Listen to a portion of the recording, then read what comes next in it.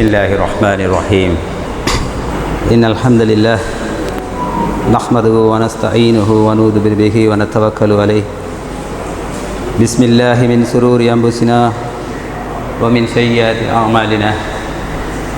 மன் யஹ்திஹில்லாஹு ஃபலா முضில்ல லஹு வ மன் யுض்லில் ஃபலா ஹாதிய லஹு. அன்பிற்கினிய சகோதரர்களே, இங்கு வாழ்ந்து வருகை தந்திருக்கின்ற அல்லாஹ்வின் நல்லடியார்களே, இந்த காலை பொழுதிலே அனைத்து கிளை நிர்வாகிகளையும் சந்திப்பதில் எங்களுடைய நிர்வாகம் சார்பாக நாங்கள் பெரும் மகிழ்ச்சி அடைகிறோம். இன்ஷா அல்லாஹ் எதிர்காலங்களிலும் நாங்கள் இவ்வாறு அடிக்கடி சந்திக்க வேண்டும் என்று ஆசைப்பட்டவனாக அல்லாஹ்விடத்தில் இந்த நிகழ்வை சிறப்பாக நடத்தி முடிப்பதற்கு அல்லாஹ்வினுடைய உதவியை வேண்டியவனாக பிரார்த்தித்தவனாக முதற்கண் உங்கள் மீது அல்லாஹ்வினுடைய அருளும் சாந்தியும் சமாதானமும் என்றென்றும் நிலவ வேண்டும் என்று பிரார்த்தித்தவனாக அஸ்ஸலாமு அலைக்கும் வரஹ்மத்துல்லாஹி வபரகாத்துஹு. அன்பின் சகோதரர்களே, இந்த தாவா பணியின் ஒரு அங்கமான இந்த தர்பியா நிகழ்வை சிறப்பிப்பதற்காக இந்த கிளைகள் என்றால் என்ன, கிளைகளுடைய கட்டுப்பாடு என்றால் என்ன, தலைமை என்றால் என்ன, அவர்களின் பொறுப்பு என்ன, எங்களுடைய பொறுப்புகள் என்ன, கட்டுப்பாடு என்றால் என்ன, கட்டுப்படுதல் என்றால் என்ன போன்ற விடயங்களை உங்களுக்கு அழகான முறையில் வழங்கி தொகுப்புரை வழங்குவதற்கும் அத்தோடு இங்கே வருகை தந்திருக்கின்ற எங்களுடைய கிளை நிர்வாகிகளை வரவேற்பதற்கும் முதற்கண் நான் இந்த இடத்தில் அழைப்பது எங்களுடைய தலைமை நிர்வாகியின் தலைவரான சகோதரர் ரிசான் அவர்களை அன்பாய் அழைக்கின்றேன். அஸ்ஸலாமு அலைக்கும் வரஹ்மத்துல்லாஹி வபரகாத்துஹு.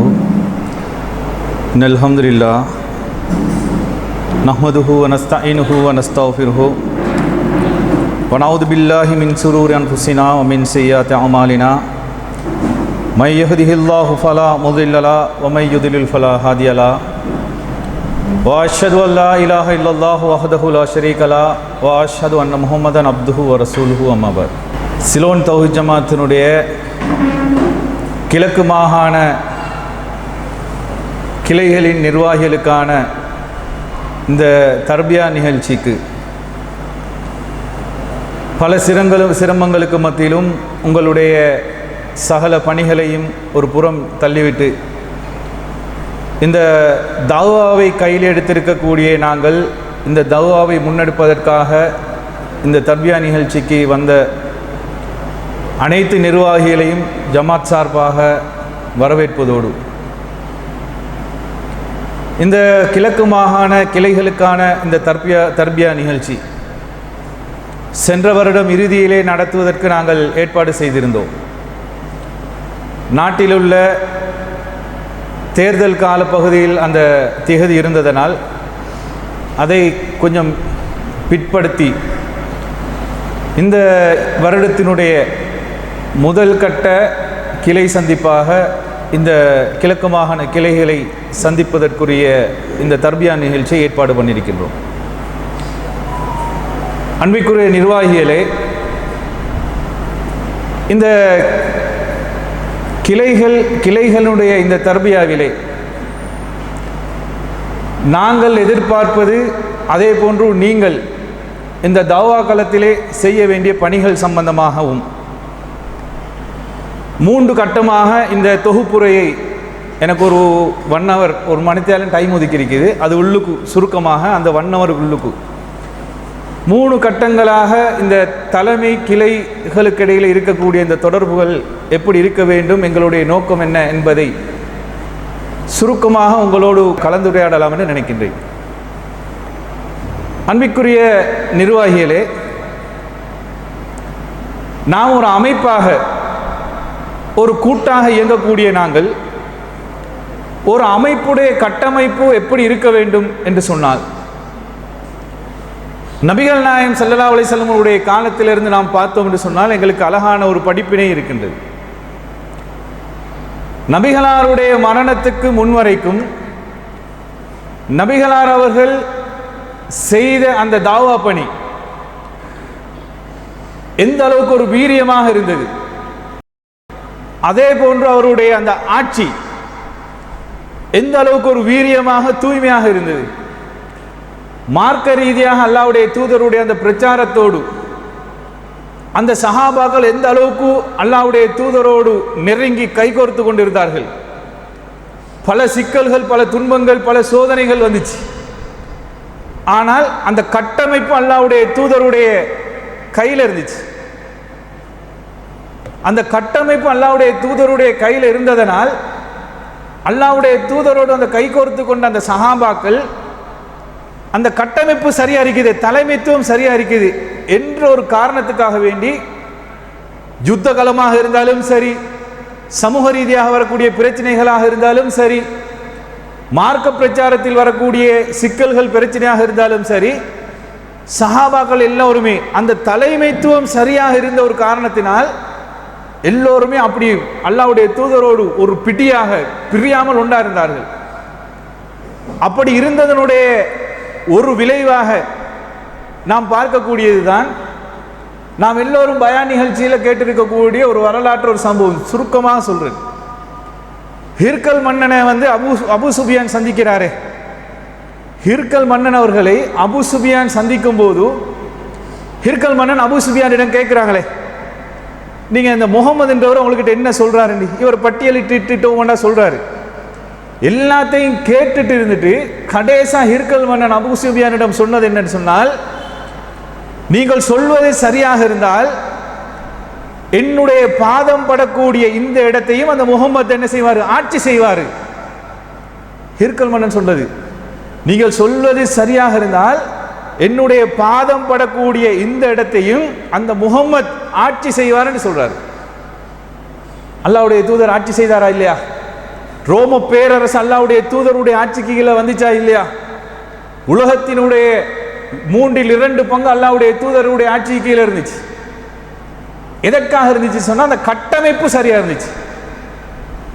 அந்த அந்த ஒரு தலைமைத்துவம், அந்த தலைமைத்துவம் சரியாக இருந்தால் அதுக்கு கீழே இருக்கக்கூடிய அந்த சஹாபாக்கள் நாங்க எப்படி கிளைகளாக இருக்கிறோமோ அது அப்படியே சரியா இருந்தது காரணத்தினால் ஆட்சி அதிகாரம் கூட 3/2 வரக்கூடிய அளவுக்கு இருந்துச்சு. அல்லாஹ்வுடைய தூதருடைய அந்த மரணம் வந்ததுக்கு பின்னால் என்ன நடந்துச்சு? அந்த மரணம் வந்ததுக்கு பின்னால் கண்ணுக்கு முன்னுக்கு ஜனாசாரிக்கக்குள்ளே பிரிவு வந்துச்சா இல்லையா? அல்லாஹ்வுடைய தூதர் மரணிச்சிட்டாங்க, மௌத்தா பேய்த்து ஜனாசா கண்ணுக்கு முன் இருக்கக்குள்ளேயே பல பிரிவுகளாக பிரிக்க தொடங்கிட்டாங்க.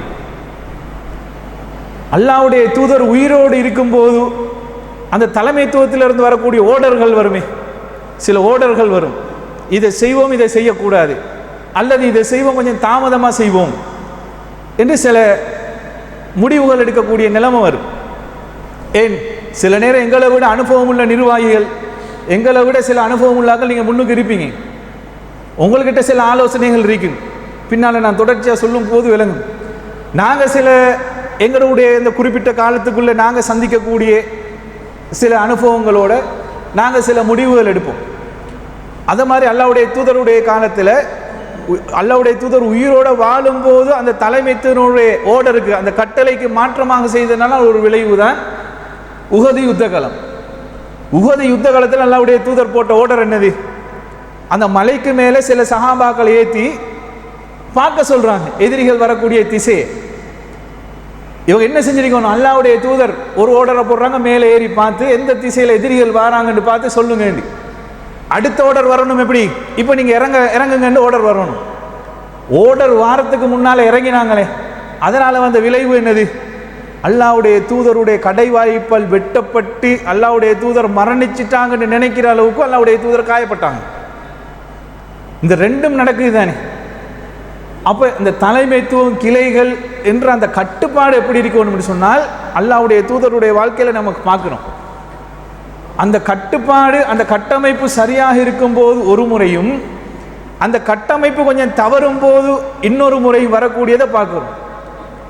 அப்போ அல்லாஹ்வுடைய தூதர் மரணித்த உடனே அல்லாஹ்வுடைய தூதர் உயிரோடு இருக்கும்போது இருந்த சஹாபாக்களுடைய நிலைமை உடனே மாறுதா இல்லையா? மாறுச்சு. அப்போ அல்லாஹ்வுடைய தூதர் அவர்கள் 2 மடங்கு ரோம பேரரசனுடைய ஆட்சியை அல்லாஹ்வுடைய தூதர் கையில் எடுத்து ஆட்சி செய்கிறாங்கன்னு சொன்னால் அதுக்கு பின்னால் இஸ்லாமிய சாம்ராஜ்யம் சரீரத்துக்குரிய காரணம் என்னது? இஸ்லாமிய ஹிலாஃபத் இல்லாமல் போகிறதுக்குரிய காரணம் என்னது? அதிகார மோகம், பதவி மோகம், இப்படி ஒவ்வொரு மோகங்கள் வருமே. இந்த மோகத்தினால் என்ன நடக்குதுன்னு சொன்னால் அல்லாஹ்வுடைய தூதருடைய மறைவுக்கு பின்னால் அந்த கட்டமைப்பு அப்படி உடையிறத பார்க்குறோம். அப்போ இது எல்லாமே எங்களுக்குள்ள வரக்கூடாது. அதாவது எங்கட கட்டமைப்புக்குள்ள அந்த முறை வந்துச்சுன்னு சொன்னால் இன்றைக்கு ஏற்பட்டிருக்குதே கிளைகளுடைய தாவாக்கள்ல சில பின்னடைவுகள், இது வரக்கூடியதை பார்க்குறோம். இந்த ஈஸ்டர் தாக்குதலுக்கு பின்னால் ஆரம்பத்தில் இருந்த அந்த கட்டமைப்பு, ஈஸ்டர் தாக்குதலுக்கு முன்னால் இருந்த அந்த கட்டமைப்பும் ஈஸ்டர் தாக்குதலுக்கு பின்னால் இருந்தக்கூடிய அந்த கட்டமைப்பில் வந்த சில சர்கள் காரணமாக ஏற்பட்ட சில விளைவுகளை பாருங்கள். அல்லாஹ்வுடைய தூதர் நபிகள் நாயகம் ஸல்லல்லாஹு அலைஹி வஸல்லம் அவர்கள் சொன்ன ஒரு உதாரணத்தை பாருங்கள். அல்லாஹ்வுடைய தூதர் சொல்கிறாங்க, காட்டில் ஓனாய் வேட்டையாடும் தானே. அல்லாஹ்வுடைய தூதர் சொன்ன உதாரணம், ஓனாய் எப்போதுமே தனியாக போகக்கூடிய ஆட்டை தான் வேட்டையாடுமா. அல்லாஹ்வுடைய தூதர் சொல்கிறாங்க, தனியாக போகும் ஆட்டை தான் ஒரு ஓனாய் என்ன செய்யும்? வேட்டையாடும் என்று சொல்கிறாங்க. இப்போ இந்த தாக்குதலுக்கு பின்னால் தலைமைத்துவம் கிளைகள்ன்றத தொடர்பு கொஞ்ச நாள் இல்லாமல் போச்சு. தடை விதிக்கப்பட்டு தௌவாக்களில் சில முன்ன பின்ன ஆகும்போது இந்த அமைப்பில் இருந்த நிறைய தாய்க்களுடைய நிலைமையை பாருங்கள். சில உலமாக்கள், சில தாய்க்கள் குர்ஆனுக்கு முரண்படும் ஹதீஸில் உறுதியாக நின்றவர்கள், மேடையில் ஜும்மா மேடைகளில் பேசினவர்கள், பொதுக்கூட்டங்களில் பேசினவர்கள், பற்றிமன்றங்களில் பேசினவர்கள் எல்லாம் இன்றைக்கு அதை சரி காணக்கூடிய அளவுக்கு போயிட்டாங்க. இப்போ அந்த கட்டமைப்பு பிரிஞ்சவனே எப்படி ஓனாய் ஆட்டை வேட்டையாடுமோ அது மாதிரி வெளியில் இருக்கக்கூடியவங்க இருக்கிறாங்களா, அசத்திய கொள்கைக்கு மாற்றமானவர்கள் அந்த தனியாக போகக்கூடிய ஆட்டை வேட்டையாடுற மாதிரி எங்களோட உலமாக்களை வேட்டையாட தொடங்குறாங்க. ரைட், இன்னார் கொஞ்சம் இப்படி இருக்கிறாரு, இன்னார் கொஞ்சம் இப்படி இருக்கிறாரு, இவர மண்டையை கழுவலாம், இவர மண்டையை கழுவினா இவரை இங்கால எடுத்துக்கொள்ளலாம். இப்படி எத்தனை பேர் சத்திய கொள்கையில் இருந்தவர்கள் இன்றைக்கு சரிக்கு போகக்கூடிய நிலைமையை பார்க்கிறோம். உலகத்தில் கூட பார்க்கலாம். உலக நிலப்பாட்டில் பாருங்க, உலகத்தில் கூட இலங்கையில் ஆட்சி அதிகாரம் மாறிச்சு தானே. இலங்கையில் சாதாரண இந்த இடத்துல இருக்கக்கூடியவங்க ஆக கூடினா ஒரு 50-55 வயசுல இருந்து ஒரு 20 வயசுக்கு உட்பட்டவர்கள் இருக்கிறோம். இலங்கையில் பிறந்ததுலேருந்து எங்களுக்கு தெரிஞ்ச கட்சிகள் இருக்குதானே. யூஎம்பி இருக்கின்றது, ஸ்ரீலங்கா கட்சி இருக்கின்றது, இப்படி சில கட்சிகள் தெரியும். இப்படி 30 வருஷம் 40 வருஷம், ஏன் யூஎம்பின்னு சொன்னால் நினைக்கிறேன் ஒரு 70 வருஷம் பழைய கட்சி, ஜேஆர் காலத்திலேருந்து வந்த கட்சி. இந்த கட்சி எல்லாத்தையும் உடைச்சி யாருமே கேள்விப்படாத ஒரு கட்சி புகட்டுன்னு சொல்லி தலை தூக்கி நாட்டை ஆட்சி செஞ்சிச்சு தானே. இப்படி நடக்கிறதுக்கு என்ன காரணம்? உலக சும்மா உதாரணத்தை எடுத்து பாருங்களேன். மார்க்க ரீதியாக, அமைப்பு ரீதியாக, ஜமாத் ரீதியாக, தௌஹீத் ரீதியாக எடுக்க தேவையில்லை. உலக ரீதியாக அந்த யூஎம்பியுடைய கட்டமைப்பு உடைஞ்ச காரணத்தினால், வேணுமென்றே உடைத்த காரணத்தினால் ஏற்பட்ட விளைவை பாருங்க. யூஎம்பி 60 வருஷம் 70 வருஷம் பழைய ஒரு கட்சிக்கு ஆட்சியை பிடிக்க முடியாது. ஸ்ரீலங்கா சொல்லக்கூடிய பண்டாரநாயக்கோட காலத்திலிருந்து வந்த ஒரு கட்சிக்கு ஆட்சி பிடிக்க முடியாது. ஏனென்று சொன்னால் சிலவர்கள் தேவைக்காக கட்டமைப்பு உடைக்க பார்ப்பாங்க, சில பேர் கட்டமைப்பு உடைச்சிட்டு வெளியில் போகிறதுனால வரக்கூடிய விளைவுகள், இப்படி பல சிக்கல்கள் வரும். அதனால தான் அல்லாஹ் தஆலா சொல்கிறான், இந்த கட்டமைப்பு இப்போ நாங்கள் யோசிப்போமே இப்படி தானே இருக்கணும், எங்களுக்கு தனியாக தௌவா செய்ய இயலாதான்னு. அல்லாஹ் தஆலா சொல்லக்கூடியது, அல்லாஹ்வுடைய தூதர் கூடிய காலத்திலிருந்து வழிமுறையாக வந்தது என்னது? அல்லாஹ் தஆலாவே திருமறை குர்ஆன் என்ன சொல்கிறான்? வல்தக்கும் மின்கும் உம்மத்துன், நீங்கள் ஒரு கூட்டமாக இருங்கள்னு அல்லாஹ் தஆலா சொல்கிறான். நாங்கள் ஒரு கூட்டமாக இருக்கும்போது தான் அந்த பலம், அந்த கட்டமைப்பு சரியாக இருக்குது. அந்த கட்டமைப்பு பிரிஞ்சு தனியாக போன முடிவீங்க, தனியாக நின்று தாவா, எங்கட நோக்கம் தாவா பண்ணுறது தானே. தாவான்னு சொல்லக்கூடியதை கூட தனியாக நின்று செய்ய முடியுமா? எங்களுக்கு யாருடைய ஒரு உதவியும் தேவையில்லை. நாங்கள் தனியாக வந்து எங்களோட தாவாக்களை எங்களோட பிரச்சாரங்களை செஞ்சு கொள்வோம் என்று யாருக்கும் தனியாக செய்யலுமா? எவ்வளோ காலத்துக்கு செய்யலும்? அப்படி தனியாக செய்யும் போது வரக்கூடிய சில விளைவுகள் இருக்குது. அதனால தான் தலைமை என்று சொல்லி ஒன்று கொழும்புல, அதுக்கு கீழே சில கிளைகளை நாங்கள் உருவாக்கி இருக்கின்றோம். இப்போ அதனுடைய 2வது கட்டத்தில், அதாவது கட்டமைப்பு ஒன்று இருக்கணும். அந்த கட்டமைப்பு கீழே இப்போ நாங்கள் வந்து ஒரு கிளைகளை உருவாக்கி இருக்கிறோம். நாடு ரீதியாகவும் நாடு பூராகவும் எல்லா ஊர்களிலும் கிளைகளை உருவாக்கி இருக்கிறோம். இந்த கிளைகள் வந்து எதற்காக உருவாக்கப்பட வேண்டும்? இப்போ நாங்கள் சிலோன் தௌஹீத் ஜமாத் சிடிஜே என்று சொல்லக்கூடிய இந்த ஜமாத்துக்கு, இந்த அமைப்புக்கு இலங்கை ரீதியாக இத்தனை ஊர்களில், இத்தனை மாவட்டங்களில், இத்தனை மாகாணங்களில் எங்களுக்கு இத்தனை கிளைகள் இருக்குது என்று மார்பு தட்டி கொண்டு எங்களுக்கு கிளை இருக்குன்ற சொல்றதுக்கா? ஒரு காலம் இருந்துச்சு. எப்படி எங்களுக்கு இத்தனை கிளை என்னத்துக்குன்னு கேட்குறேன். இப்போ நாங்கள் எடுத்திருக்கிற முடிவு என்ன தெரியுமா? எங்களுக்கு வந்து இருக்கக்கூடிய கண்டிட்டி இருக்குதே, எண்ணிக்கை, தொகை முக்கியம் இல்லை, குவாலிட்டி தான் முக்கியம். 5 இருந்தாலும் அந்த 5 சிறப்பாக இருக்கணும். 10 இருந்தாலும் அந்த 10 உறுதியானதாக இருக்க வேண்டும். இப்போ எண்ணிக்கை தேவையில்லை, குவாலிட்டியாக இருக்கணும். இருக்கிறவர்கள் குவாலிட்டியான ஏகத்துவவாதிகளாக இருக்கணும். அதற்கு தான் இந்த கிளை. இப்போ இந்த கிளைகளை உருவாக்கி இருக்கிறோம். எதற்காக வேண்டி இந்த கிளை உருவாக்குறோம்? இப்போ சிலோன் தௌஹீத் ஜமாத் வந்து இப்போ கொழும்புல மட்டும் இருக்கிறேன்னு வைங்களேன். கொழும்புல இருக்கக்கூடிய இந்த ஜமாத்துக்கு இப்போ இந்த தர்பியா நடக்கக்கூடிய கிழக்கு மாகாணத்தில் இப்போ ஏறாவூரில் இப்போ இந்த தர்பியா நிகழ்ச்சி நடத்துகிறோம். இப்போ சிலோன் தௌஹீத் ஜமாத் வந்து கொழும்புல இருக்குது தலைமை. இப்போ ஏறாவூரில் ஒரு தாவா செய்யணும்னுவோமே. ஏறாவூரில் ஒரு மார்க்கத்துக்கு முரணான ஒரு காரியம் நடக்குது. சமூக ரீதியாக சமூகத்துக்கு விழிப்புணர்வு ஒரு நிகழ்ச்சி வந்து செய்யணும்னு வைங்களேன். கொழும்புல இருந்து வந்து ஏறாவூரில் ஒரு நிகழ்ச்சி செய்யலாமா? கொழும்புல இருந்து வந்து ஏறாவூர் போலீஸில் அனுமதி எடுக்கலாமா? கொழும்புல இருந்து ஆட்கள் வந்து இங்கே மேடை அமைக்கலாமா? கொழும்புல இருந்து இங்கே சகல மக்கள் ஏற்பாடு செய்யலுமா? ஏற்பாடு செய்ய முடியாது. அப்போ இந்த ஊரில் தாவா பண்ணணும்னு சொன்னால் இந்த ஊரில் அந்த கொள்கையை பிரச்சாரம் பண்ணுற ஒரு கூட்டம் இருக்கும்.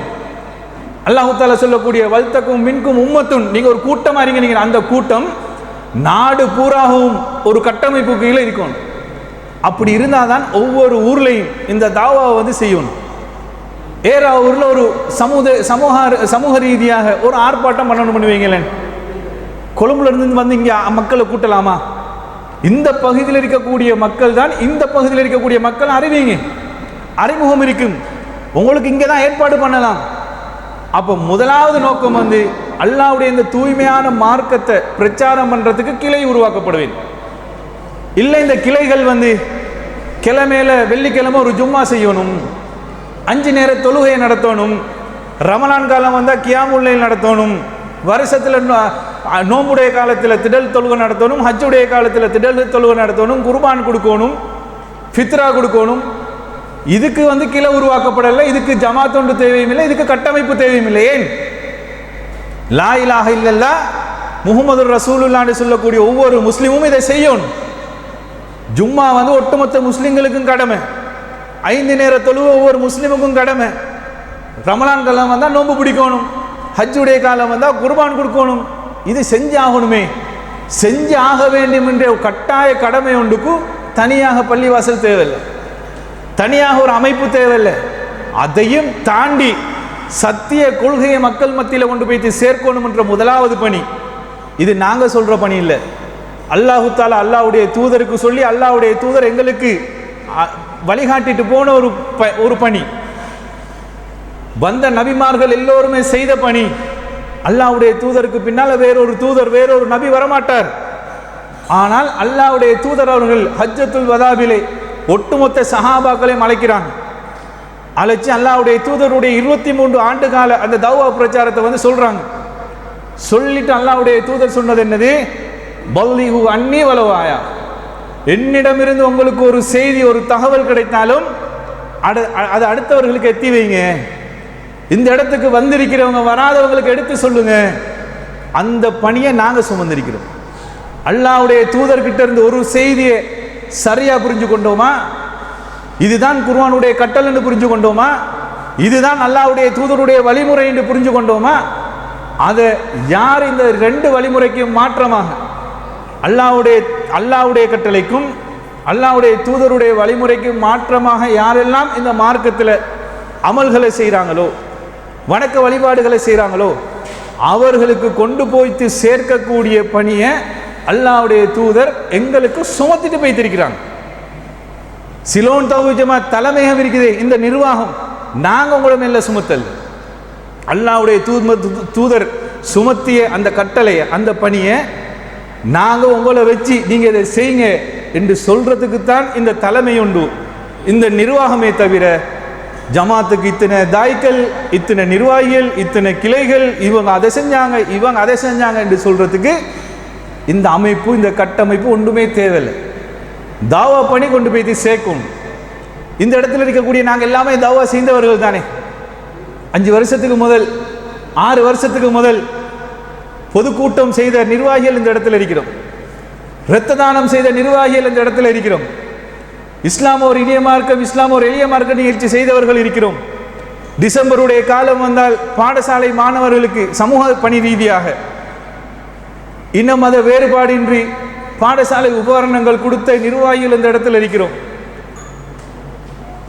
சமூக ரீதியாக சிரமதானங்கள் செய்தவர்கள் இந்த இடத்தில் இருக்கிறோம்.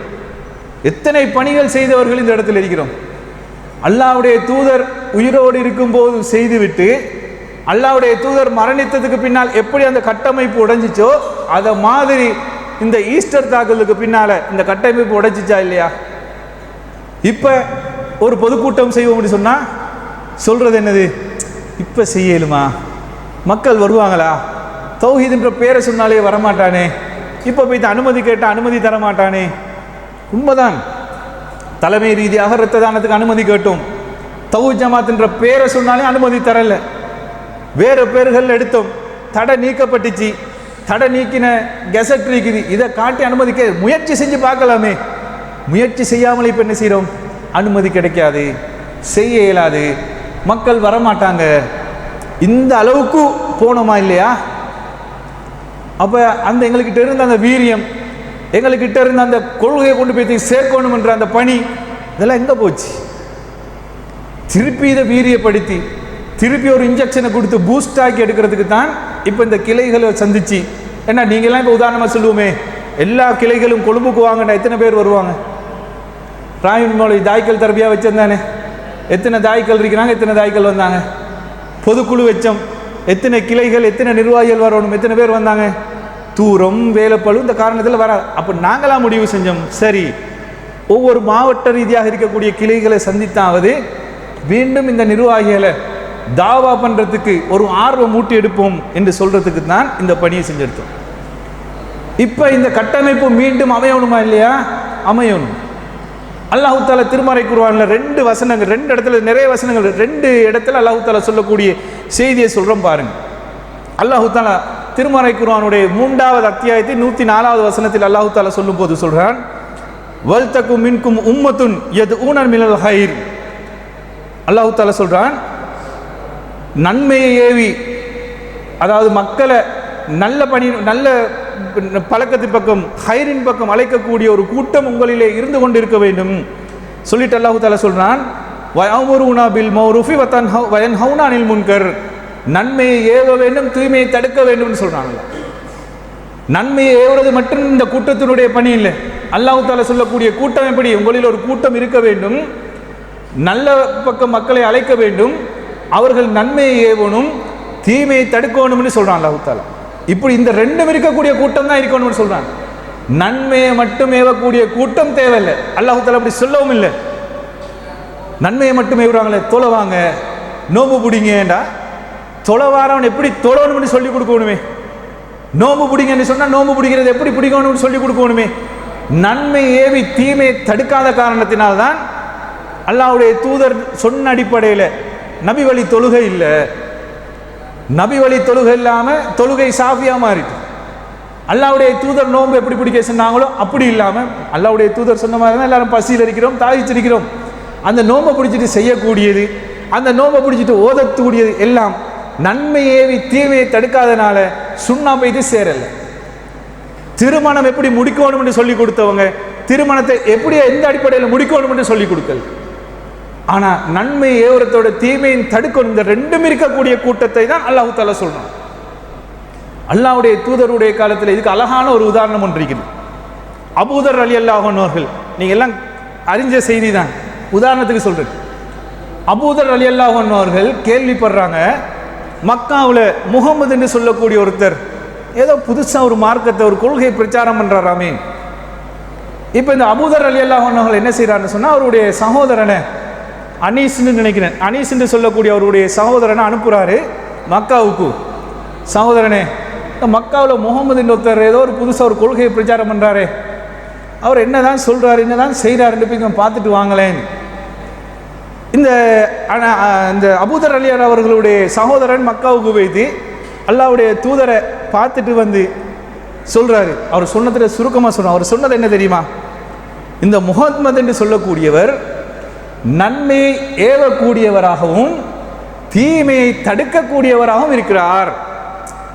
நன்மையை ஏவுறாருன்னு மட்டும் சொல்லல, அபூதரே, இந்த முகமது நன்மையை ஏவக்கூடியவராகவும் தீமையை தடுக்கக்கூடியவராகவும் இருக்கிறார் என்று அபூதர் அலி அவர்களுடைய சகோதரர் சொல்றார். அப்ப அல்லாஹ்வுடைய தூதர் எதை செஞ்சிருக்கிறாங்க? நன்மையை ஏவுறத்தோடு தீமையை தடுத்தும் இருக்கிறாங்க. இந்த ரெண்டையும் சேர்த்து செய்யும்.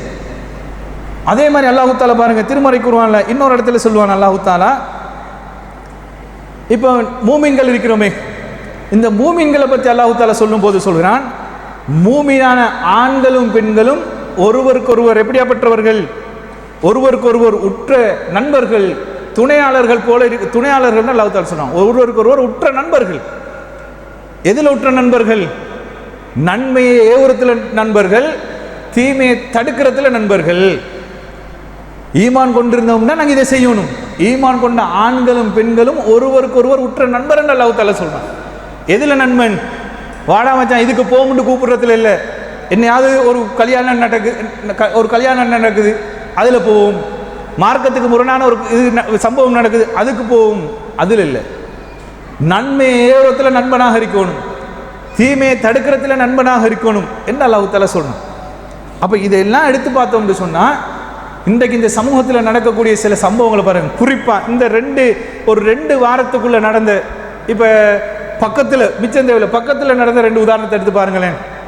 சலாவுதீன் மௌலவி வந்திருக்கிறாரு. சலாவுதீன் மௌலவி கல்குடாவில், அதுவும் பள்ளி இருக்கிற ஏரியாவில் பிராந்தூரை சேர்ந்து, அந்த கல்குடா பகுதியில் இந்த அண்மை 2 வாரத்துக்குள்ள நடந்த சம்பவம் என்னது? ஒரு விபச்சார கேஸ் ஒன்று நடக்குது சட்ட ரீதியாக. ஏன்னா இது செய்திகளில் வந்த சுட்டி நம்ம இது சொல்றதுல பிரச்சனை இல்லை, செய்தியில் வரல, யாருக்குமே தெரியாத செய்தினா நாங்கள் பகிரங்கப்படுத்தக்கூடாது. இதுதான் எல்லாத்துலேயும் வந்துட்டேன். முஸ்லீம் சமூகத்தில் விபச்சாரம் நடக்குதா இல்லையா? விபச்சாரம் நடந்து அதை சரியாக கையாண்ட முறை பிள்ளைன்ற நீதியில் சட்ட ரீதியாக காவல் நிலையத்துக்கு போகக்கூடிய அளவுக்கு போகுது. ஆனால் பேர் எப்படி போகும்? முஸ்லீம் பெண், இஸ்லாமிய பெண். அப்போ இந்த சமூகத்துக்கு நன்மை ஏவி தீமை தடுக்கக்கூடிய அந்த பொறுப்பு எங்களுக்கு இருக்குதா இல்லையா? இருக்குது. அதே பகுதியில் நானா தம்பியை கொண்டது இப்போ ஒரு 4-5 நாளைக்கு முதல் வெறும் 1000 ரூபாய்க்கு வந்த கைகலப்பு இல்லையா, பணத்துக்காக வேண்டி வந்த ஒரு கைகலப்புல நானா தம்பியை கொண்ட சம்பவத்தை பார்க்குறோம். இப்போ நன்மை ஏவி தீமையை தடுக்கக்கூடிய பொறுப்பு எங்களுக்கு இல்லையா? வெறும் 50 ரூபாய்க்கு தாயுடைய களத்தை வெட்டின சம்பவங்கள் நாங்கள் கேள்விப்படலையா? இன்றைக்கு டிக்டாக்னு சொல்லக்கூடிய சமூக வலைத்தளங்களில் இஸ்லாமிய பெண்கள் செய்யக்கூடிய அனாச்சாரமான காரியங்களுக்கு எதிராக நாம் நன்மையை தீமையை தடுக்கக்கூடிய பொறுப்பு எங்களுக்கு இல்லையா? ஒன்றுமே அறியாத 8 வயது 9 வயது பிள்ளைகள் தூக்கு போட்டு தற்கொலை செய்யக்கூடிய அளவுக்கு இந்த சமூகம் போகுது என்று சொன்னால், அந்த பெற்றோர்களுக்கு நன்மை ஏவி தீமை தடுக்கக்கூடிய பொறுப்பு எங்களுக்கு இல்லையா? கையடக்க போன்களின் மூலமாக ஒரு ஆணுக்கும் பெண்ணுக்கும் இடையில மார்க்கம் தடை செஞ்சதுக்கு ரீதியில் சில உரையாடல்கள், பேச்சுவார்த்தை, தொடர்புகள் ஏற்படுது. அவர்களுக்கு நன்மை ஏவி தீமை தடுக்கக்கூடிய பொறுப்பு எங்களுக்கு இல்லையா? இது எல்லாம் செய்யறதுக்கு தான் இந்த அமைப்புக்கு கீழே இந்த கிளைகள் உருவாக்கப்பட்டிருக்குது. இல்லை இந்த ஜமாத்துக்கு இத்தனை கிளைகள், இந்த ஜமாத்துக்கு இத்தனை நிர்வாகிகள் என்று சொல்றதுக்கு இந்த கிளைகள் உருவாக்கப்படலை. இது 2வது பாயிண்ட். மூணாவது பிரிவு என்ன பார்க்கணும்? இந்த தலைமைக்கும் கிளைகளுக்கும் இருக்கக்கூடிய இந்த கட்டுப்பாடு இருப்பதனால எங்களுடைய இந்த கட்டமைப்பு எப்படி இருக்கணும்? இந்த கட்டமைப்பு என்னன்னு சொன்னால் இந்த தாவா தான். நான் ஆரம்பத்தில் சொன்ன மாதிரி இந்த நாடு பூராகவும் நாங்கள் செய்யக்கூடிய இந்த தாவாவை இந்த கிளைகளை வச்சு நாம் செயல்படுத்தணும். இந்த கிளைகளின் மூலமாக இந்த தாவா நன்மையை ஏவி தீமையை தடுக்கக்கூடிய இந்த தாவாப்படி கொண்டு போய் சேர்க்கணும். இதுதான் இந்த கிளைகளுக்கும் தலைமைக்கும் உள்ள கட்டுப்பாடு. இந்த கட்டுப்பாடு இருக்கிறதுனால இந்த எந்த அளவுக்கு இந்த கட்டமைப்பு ஒரு பலமாக இருக்கும் என்று பாருங்க. இப்போ ஒவ்வொரு மர்க்கஸ்களும் தலைமைக்கு கட்டுப்பட தேவையில்ல. நீங்கள் நீங்கள் எப்படி நினைக்கிறீங்களோ அப்படி தாவா செஞ்சு கொள்ளுங்க என்று விட்டா என்ன நடக்கும்னு சொன்னால், கிளை நிர்வாகத்தில் முதல் பாருங்கள். இப்போ நீங்கள் ஒரு கிளை, இப்போ உதாரணமாக கதீஜா ஜும்மா மஸ்ஜித் இருக்குது, இங்கே ஒரு நிர்வாகம் இருக்குது. நாங்கள் தலைமை ரீதியாக உங்களை ஒன்றுமே பார்க்குறதில்ல. நீங்கள் கால் பண்ணி இந்த வாரம் வெள்ளிக்கிழமை ஜும்மாக்கு இன்ன தாயை தாங்க, இல்லை நாங்கள் இன்ன தாயோடு பேசிக்கிறோம், அவர் வாரண்டு சொல்லியிருக்கிறாரு, நீங்கள் தாயை போடுங்க என்று சொல்லி ஃபோனில் தாய் குரூப்லேயும் பிரான்ச்சஸ் குரூப்லேயும் கதீஜாக்கு இவர் டைப் பண்ணி போடுறதுக்கா? அதுக்கு இல்லை. அந்த கட்டமைப்பு பலமாக இருக்கணும்னு சொன்னால் இந்த கதீஜா பள்ளி நிர்வாகம் குர்ஆன் ஹதீஸுக்கு மாற்றமாக, உதாரணத்துக்கு நான் இங்கே நடக்கிறேன்னா நான் அதை சொல்கிறேன், இந்த கதீஜா பள்ளி நிர்வாகம் குர்ஆன் ஹதீஸுக்கு மாற்றமாக ஒன்றை செஞ்சால் இவர்களுக்கு ஒரு பயம், நிர்வாக ரீதியாக ஒரு பயம் வரணும். ஆஹா, இந்த செய்தி தலைமைக்கு போனால் தலைமையால் கோல் எடுப்பாங்க, அதுக்கு நம்ம பதில் சொல்லணும். நம்ம எங்களோட தாவா குர்ஆன் ஹதீஸுக்குள்ளே தான் இருக்கணும், குர்ஆன் ஹதீஸுக்கு மாற்றமாக தாவா நடக்கக்கூடாது என்ற கட்டமைப்பு இருக்கணுமா இல்லையா? அதுக்கு தான் இந்த கட்டமைப்பு. அப்போ என்ன நடக்கும்? இல்லாட்டி என்ன நடக்கும்? இப்போ இந்த ஊரில் ஏதாவது மார்க்கத்துக்கு முரணான ஒரு திருமணம் நடக்கும். அந்த திருமணத்தை இந்த மஸ்ஜிதில் இந்த பள்ளி வாசலில் நிர்வாகம் நடத்திச்சுன்னு வைங்க, வெளியில் ஒருத்தம் வாயத்து இந்த ஓனா எப்படி ஆட்டை பிடிக்க பார்த்துட்டு இருக்குதோ அதை மாதிரி பார்த்துட்டு இருப்பாங்க. நடந்துச்சா உடனே கோல், என்ன தலைவர் உங்களோட பள்ளியில் ஒரு நிக்கா நடந்துச்சு, இத்தனை கோடி சீதனம் எடுத்திருக்கிறான், இப்படியெல்லாம் நடந்துச்சு, பட்ட அனாச்சாரமாக நடக்குது, எப்படி இதில் நிர்வாகத்தில் நிக்கா நடத்துவாங்க? இப்போ நிக்கா நடத்த மாட்டாங்க. ஒரு கட்டமைப்பு கீழே இருந்துச்சுன்னு சொன்னால், ஆஹா இந்த நிக்காவை நடத்தக்கூடாது, நடத்தினா கேள்வி வரும், நடத்தினா பதில் சொல்லணும் என்ற பயம் இருக்குமா இல்லையா? இல்லை ஒருத்தருமே இல்லை, கேட்க பார்க்க ஆக்கள் என்னன்னு வைங்க, தாராளமாக செஞ்சுட்டு போகலாம். இது இந்த கட்டமைப்பில் இருக்கிற இன்னொரு பகுதி. இன்னொரு பகுதி என்னது? இந்த மர்கஸ்ல தாவா நடக்கும். தாவா நடக்கும்போது ஒரு கட்டமைப்பு, ஒரு தலைமை ஒன்று இல்லை என்று சொன்னால், இப்போ நீங்கள் மட்டும் இருக்கிறீங்க. உதாரணமாக இப்போ இங்கே நடந்த ஒரு சம்பவத்தை வச்சே சொல்கிறேனே, அப்போ தான் சரியாக புரியும். இப்போ தேர்தல் நடந்துச்சு தானே சபன்னானா? இப்போ தேர்தல் நடக்கும்போது அந்த தேர்தல் காலத்தில் ஜும்மா லிஸ்ட் போடும்போது ஆரம்பத்திலே நான் என்ன சொன்னேன், தாய் குரூப்பில் ஒரு மெசேஜ் போடுறேன், இத்தனாம் தேதி 14ஆம் தேதி தேர்தல் வருது, 15ஆம் தேதி ஜும்மாவுடைய நாள் வருது, அதனால் நாட்டில் ஏதாவது ஊரடங்கு சட்டங்கள் அப்படி ஏதாவது வரலாம், தாய்க்கள்கிட்ட போக்குவரத்து சிக்கலாகலாம், அந்தந்த ஊரில் இருக்கிறார்கள் ஜும்மாவை செஞ்சு கொள்ளுங்க என்ற ரீதியில் அந்தந்த ஊரில் இருக்கிறார்கள் ஜும்மாவுக்கு போட்டாச்சு. இப்போ திடீரென்று வெள்ளிக்கிழமை ஏராவூர்லேயே ஒரு பிரச்சனை வருது. என்ன பிரச்சனை வருது?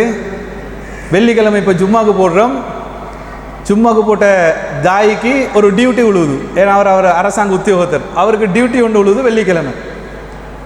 ஜமாத் தலைவர் சரியாக 11:50 நினைக்கிறேன், எனக்கு வாட்ஸ்அப்பில் மெசேஜ் ஒன்று போடுறாரு, ரிசானா 12 மணிக்கு நான் உள்ளுக்காகணும், என் ஃபோன் ஆஃப் ஆயிரும், நாளைக்கு தான் என் ஃபோன் ஒன்றாகும், ஜும்மாக்கு யாராவது ஒரு ஆளை போட்டுருங்க, ஜும்மாக்கு போட்டவருக்கு நாளைக்கு ஸ்பெஷல் டியூட்டி. ஏன்னு சொல்கிறேன்னா, இந்த கட்டமைப்பு ஒன்று இருந்தால் இப்போ கதீஜா பள்ளியுடைய பொறுப்பு தலைமைக்கு வருது. எங்களுக்கு உற்றையிலுமா, நீங்கள் ஜும்மா நடத்தினா நடத்துங்க, இல்லாட்டி போங்க, உற்றையிலுமா?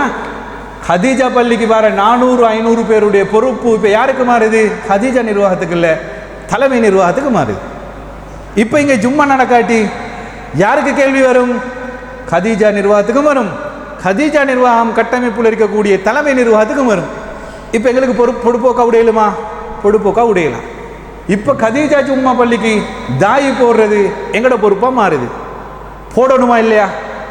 இப்போ அவர் போட்ட மெசேஜ், அவர் 2 பேரும் அரசாங்க உத்தியோகத்தர், 2 பேரும் போடுறாங்க, நான் கட்டாயமாக நாளைக்கு டியூட்டிக்கு போகணும், எனக்கு ஜும்மா செய்யலாது, நான் இப்போ 12 மணிக்கு உள்ளுக்கு ஆகணும், ஃபோன் ஆஃப் ஆகும், நாளைக்கு தான் ஃபோன் ஒன் ஆகும், எப்படியாவது ஒரு ஆளை போடுங்க. இப்போ ஆளை போடணுமா இல்லையா? போட்டது மெசேஜ், எப்படியாவது ஒரு ஆளை போடுங்க. ஒரு ஆளை போடுறதுக்கு படுற பாடு இருக்குதே சுப்ஹானல்லாஹ், அது சும்மா பாடு இல்லை. இப்போ ஆள் போட்டாச்சா, ஆள் போடுபட்டுச்சு, ஜும்மா நடந்துச்சு. அடுத்த நாள் ஜும்மா நடந்து முடிஞ்சோடனே தலைவர் வாய்ஸ் ஒன்று போடுறாரு, அல்ஹம்துலில்லாஹ் ஜஸாக்கல்லாஹ் ரிசானானா ஜும்மா சிறப்பாக நடந்துச்சு. இதானே தேவை. இது எப்போ வந்துச்சு? இந்த கட்டமைப்பு இருந்ததுனால அந்த பொறுப்பு எங்களுக்கு மாறுது. இந்த பொறுப்பு இல்லைன்னு வைங்க, இந்த அமைப்புக்கு கீழே நீங்கள் தாவால எங்களோட இல்லைன்னு வைங்க, இந்த பொறுப்பை நாங்கள் கையில் எடுப்போமா?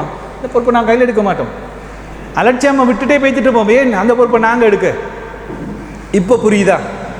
இந்த கட்டமைப்பு தாவாக்கு மட்டும்தான். வேறு உங்களோட பள்ளியில் நிர்வகிக்கவோ, உங்களோட பொருளாதாரத்தை நிர்வகிக்கவோ, உங்களோட அதிகாரங்களை எங்களுக்கு கீழே தான் நீங்கள் இருக்கணும் என்று நிர்வகிக்கிறதுக்கோ இந்த பொறுப்பு இல்லை. இந்த பொறுப்பு அல்லாஹ்வுடைய தூதர் எங்களுக்கு சுமத்திய இந்த பொறுப்பு. என்னிடமிருந்து ஒரு செய்தியை நீங்கள் கேட்டால் அதை அடுத்தவருக்கு எத்தி வைங்கன்ற பொறுப்பு. அல்லாஹ் தஆலா திருமறையில் குர்ஆனில் எங்களுக்கு போட்ட கட்டளை, ஒரு கூட்டம் நீங்கள் இருந்து கொண்டே இருங்க, நன்மையை தீமையை தடுக்கக்கூடியவர்கள். இந்த ரெண்டையும் இருக்கிறதுனால, இந்த ரெண்டையும் நாங்கள் கையில் எடுத்ததுனால இந்த பொறுப்பு, இந்த கட்டமைப்பு சரியாக வருது. இப்போ இந்த ஜமாத்துக்குள்ளே தாய்கள் இருக்கிறாங்க. இந்த கட்டமைப்பு இல்லைன்னு வைங்க, இந்த கட்டமைப்பு இல்லாமல் தனியே மௌலை மாற்றிக்கிறாங்க தானே. தனியே ஒவ்வொரு பள்ளியில் ஜும்மா கூப்பிட்டா போவாங்க, வருவாங்க, ஜும்மா செய்வாங்க. இப்படி இருக்கிற உலமாக்கள் தாய்கள் தவறு செய்கிறதுக்கு வாய்ப்பு கூட இருக்குதா? இந்த கட்டமைப்புக்குள்ளே இருக்கக்கூடிய உலமாக்கள் தாய்கள் தவறு செய்கிறதுக்குரிய வாய்ப்பு கூட இருக்குதா? ஒரு கட்டமைப்புக்குள்ளே இருக்கும்போது இந்த உலமாக்கள் தாய்கள் எல்லாம் பயப்படுவாங்க. நான் ஒரு தவறு செஞ்சால் என்னை கூப்பிட்டு விசாரிப்பாங்க. நான் செஞ்ச தவறுக்கு சரியாக நான் அதை நியாயப்படுத்த என்னிடம் ஆதாரம் கருத்துகள் இருக்குதா? நான் நியாயப்படுத்தணும். நான் செய்த தவறு என்று சொன்னால் என்னுடைய தாவா வாழ்க்கை கேள்விக்குறியாகிரும், எனக்கு நடவடிக்கை எடுப்பாங்க என்ற பயம் இருக்கு. இல்லைன்னு வைங்க, பேச்சுக்கு செல்வோமே அவுத்துட்ட மாடு மாதிரி, அதா போகும் அதா வரும், இப்படி இருப்பாங்க. அந்த கட்டமைப்பு வந்தாதான் நிர்வாகிகள் சரியாக நிர்வாகத்துக்குள்ள நின்று செயல்படுவாங்க. எங்களுக்கு ஓர்டர் போடையில் இந்த கட்டமைப்புக்குள்ளேன்னு வைங்க, எங்களுக்கு கொழும்புல இருந்து உங்களுக்கு லிஸ்ட் ஒன்று அனுப்பிடுமா, கதீஜா பள்ளி இந்த வருஷம் நீங்கள் பொதுக்கூட்டம் செஞ்சு தான் ஆகணும், ரமலான் காலம் வருதா, நீங்கள் ரமலான் காலத்தில் நிகழ்ச்சி செஞ்சு தான் ஆகணும், இப்படி ஓர்டர் போடையிலுமா? ஓர்டர் போடையிலா? ஓர்டர் போடுறேன்னு சொன்னால் அந்த ஓர்டர் போடுற கட்டமைப்பு எங்களுக்கு தெரிவிக்கணும். அதுதான் இந்த தலைமை கிளைகளுக்கு இடையில் இருக்கக்கூடிய அந்த கட்டமைப்பு இருந்தால்தான் இந்த தாவா பணியை சரியான முறையில் கொண்டு போய் சேர்க்கலாம். இது எப்படி இருக்கணும் என்று சொன்னால், இப்போ நான் சொன்னது மாதிரி, ஆரம்பத்தில் சொன்ன மாதிரி, இந்த தலைமை நிர்வாகம் இப்போ ஏன் நாங்கள் இந்த அதிகாரம் இந்த கட்டமைப்பு கையில் எடுத்து இப்போ இன்றைக்கி நாங்கள் கொழும்புலேருந்து உங்களை இந்த மாகாணத்துக்குள்ளே இருக்கிற கிளைகளை கூப்பிட்டு உங்களுக்கு இதை சொல்கிறதுக்கு காரணம் என்னது? இந்த இடத்துல இருக்கக்கூடிய நீங்களும் ஏனைய மாவட்ட மாகாணங்கள் இருக்கக்கூடிய மக்களும் தான் நீங்கள் தான் எங்களை தெரிவு செஞ்சீங்க.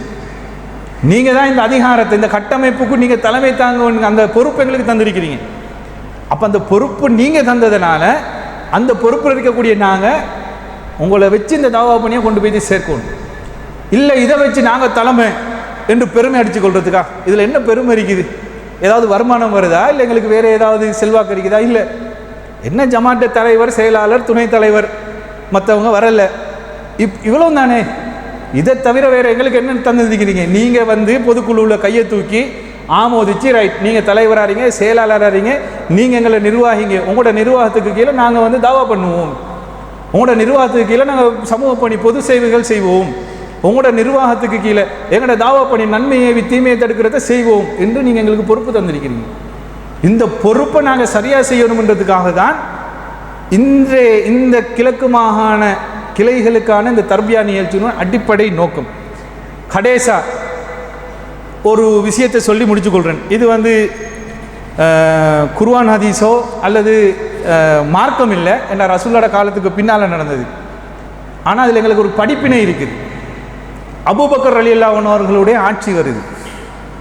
அபூபக்கர் ரலியல்லாஹு அன்ஹு அவர்களுடைய ஆட்சி வந்ததுக்கு பின்னால் அபூபக்கர் ரலியல்லாஹு அன்ஹு அவர்கள் மக்கள் மன்றத்துக்கு மக்கள் மத்தியில் வராங்க. மக்கள் மத்தியில் சில தகவல்களை எடுத்து வைக்கிறாங்க, நிறைய செய்தி சொல்கிறாங்க. அதில் எங்களுக்கு தேவையான ஒரு 5 விஷயத்தை மட்டும், முதலாவது அபூபக்கர் ரலியல்லாஹு அன்ஹு சொன்ன 5 விஷயத்தை ஞாபகப்படுத்தி சொல்கிறேன். அபூபக்கர் அலி அவர்களுடைய இந்த ஆட்சி கிடைச்சோடனே ஒரு மக்கள் மத்தியில் வச்சு சொல்கிறாங்க, மக்களே, நீங்கள் தான் என்னை உங்களுக்கு பொறுப்பாளனாக நியமித்து கொண்டீங்க. உங்களுக்கு பொறுப்பாளனாக நீங்கள் தான் என்ன நியமிச்சிங்க. நானா இந்த பொறுப்புக்கு வரல. நீங்கள் இந்த பொறுப்புக்கு நியமித்த நான் உங்களை விட சிறந்தவன் அல்ல என்று யாரை சொல்கிற? அபூபக்கர் அலி. உண்மையிலே சிறந்தவர் தானே, அல்லாஹ்வுடைய தூதரோட கூட இருந்தவர் தானே, அல்லாஹ்வுடைய தூதரை சொர்க்கத்துக்கு பேர் குறிப்பிட்டவர் தானே. அவர் சொல்கிறாரு, மக்களே, நீங்கள் தான் என்ன இந்த பொறுப்புக்கு தேர்வு செஞ்சீங்க. தேர்வு செஞ்சதுனால உங்களை விட நான் சிறந்தவன் அல்ல, உங்களை ஆட்சி செய்ய போகிறேன், அவ்வளவுதான் சொல்லிட்டு சொல்கிறாங்க. நீங்கள் என்ன, நான் சத்தியத்தில் இருப்பதாக நீங்கள் கண்டால் எனக்கு கட்டுப்படுங்க. இதைத்தான் நாங்களும் சொல்கிறோம்.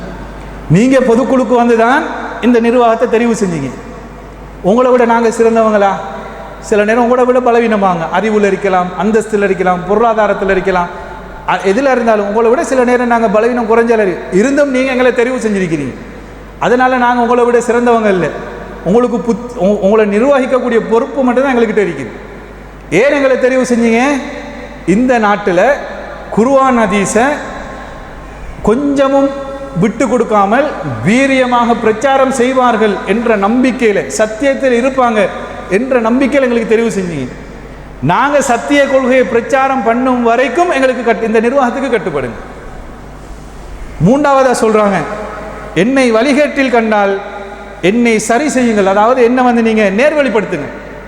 நாங்கள் ஏதாவது தவறு கொள்கையில் மட்டும் இல்லை, எங்களோட தனிப்பட்ட வாழ்க்கையில் கூட நாங்கள் ஏதாவது தவறு செய்கிறோம், இவங்க எங்களை நிர்வகிக்கக்கூடிய தகுதி இவங்களுக்கு இல்லைன்னு சொன்னால் 4 பேர்கிட்ட போய் பாருங்களேன், தலைவர் அப்படியாம் சேலை இப்படி சொல்லாமல் நேரடியாக எங்களை என்ன செய்யுங்க, நேர்வழிப்படுத்துங்க. நீங்கள் இப்படி செஞ்சது பிள்ளையே, இப்படி செஞ்சது நாங்கள் உங்களை கூப்பிட்டு விசாரிக்கிறோமே, அதை மாதிரி நீங்கள் எங்களை என்ன செய்யணும், நீங்கள் கை தூக்கி தெரிவு செஞ்சவங்க தானே, எங்களை நீங்கள் நேர்வழிப்படுத்தணும். 4வதாக சொல்கிறாங்க, நான் அல்லாஹ்வுக்கு கட்டுப்பட்டு நடக்கும் வரைக்கும் நீங்கள் எனக்கு கட்டுப்படுங்கள்.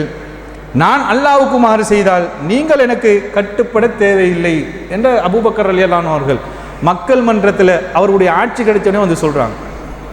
இப்போ இதில் எங்களுக்கு ஒரு படிப்பின் இருக்குதா இல்லையா? இந்த ஜமாத், இந்த அமைப்பு குர்ஆன் ஹதீஸை பிரச்சாரம் பண்ணுறதுனால தான் நீங்கள் எங்களுக்கு கட்டுப்பட்டு இருக்கிறீங்க. இந்த கட்டமைப்புக்குள்ளே இருக்கிறீங்க. தாய்க்கள் சேர்றீங்க, தாய்க்கள் பிரச்சாரம் பண்ணுறீங்க, நிர்வாகிகள் சேர்றீங்க, நிர்வாகிகள் பிரச்சாரம் பண்ணுறீங்க, அந்தந்த ஊரில் கொள்கையை எத்தி வைக்கிறீங்க, நன்மையை ஏவுறீங்க, தீமையை தடுக்கிறீங்க. அப்போ இந்த நான் 3 கட்டமாக இந்த கிளை நிர்வாகம் என்னத்துக்கு, இந்த கட்டமைப்பு என்னத்துக்கு, இதெல்லாம் படிப்படியாக எனக்கு தெரிஞ்ச இந்த அறிவுக்குள்ளே உங்களுக்கு தெளிவுபடுத்தியிருக்கிறேன். இந்த தாவா, இந்த தர்பியா நிகழ்ச்சி எதற்காக வேண்டி ஏற்பாடு பண்ணியிருக்கிறோம் என்று. எனவே அன்புக்குரிய நிர்வாகிகளே, 1-2 தாய்க்களும் வந்திருக்கிறீங்க நிர்வாகின்ற ரீதியில். இந்த சத்திய கொள்கையில் இந்த நாட்டில் ஒவ்வொரு தெருவிலும், ஒவ்வொரு ஊரிலும், ஒவ்வொரு மூல முடுக்குக்கும் கொண்டு போய் சேர்க்கணும். ஏனென்று சொன்னால் இந்த முஸ்லீம் சமூகம் அல்லாஹ்வையும் அல்லாஹ்வுடைய தூதரையும் ஏற்றுக்கொண்ட இந்த சமூகம் கலாச்சார ரீதியாக, மார்க்க ரீதியாக நாளுக்கு நாள் சீரழிந்து கொண்டே இருக்கின்றது. ஒவ்வொரு ஊரிலும் சீரது, ஒவ்வொரு காரணத்தினால். இன்றைக்கு போதை எடுத்துக்கொண்டீங்கன்னா போதை பொருள் அடிமையாக கொடுக்கப்படுங்க. எந்த அளவுக்கு சொன்னால் இன்றைக்கு பெண் பிள்ளைகள் இருக்கிற 13, 14, 15, 16 வயசில் பாடசாலை போகக்கூடிய பெண் பிள்ளைகள் இன்றைக்கு போதைக்கு அடிமையாக இருக்கிறாங்க. கேள்விப்பட்டாலே ஆச்சரியமாக இருக்குதா இல்லையா? பெண்கள், குடும்ப பெண்கள் போதைக்கு அடிமையாக இருக்கிறாங்க. இது எல்லாமே நன்மை ஏவி தீமையை தடுக்கிற பணியில் வரும். இந்த பணியை அல்லாஹு தாலாவும் எங்களுக்கு சுமத்திருக்கிறான், அல்லாஹ்வுடைய தூதரும் வழிகாட்டியிருக்கிறாங்க. இந்த பணியை சிறப்பாக செய்து நாளை மறுமையில் அல்லாஹ்வை சந்திக்கும் போது அல்லாஹ்வுடைய இந்த கட்டளையை எடுத்து நடத்திய ஒரு அடியானாக அல்லாஹ்வை சந்திக்கக்கூடிய அந்த நல்ல வாய்ப்பு எனக்கும் உங்களுக்கும் தந்தரக்கூடியவானாக. வாஹிரு தஅவானா அல்ஹம்துலில்லாஹி ரப்பில் ஆலமீன்.